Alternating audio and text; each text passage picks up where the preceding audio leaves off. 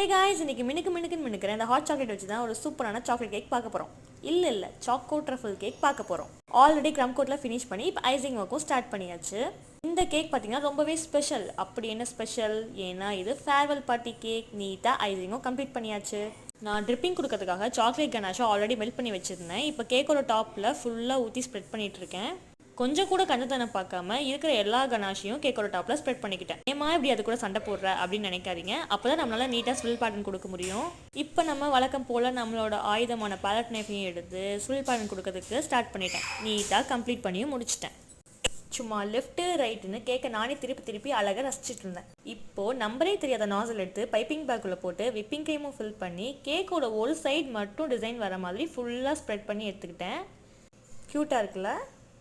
இப்போது மினுக்கு இந்த ஹார்ட் தூக்கி கேக்கோட டாப்பில் தான் வைக்க போகிறோம். 1 2 இல்லை, மொத்தம் 5 ஹார்ட் தூக்கி வைக்க போகிறோம். இந்த டிசைன் உங்களுக்கு கண்டிப்பாக பிடிச்சிருக்கும். மறக்காம சேனலை சப்ஸ்கிரைப்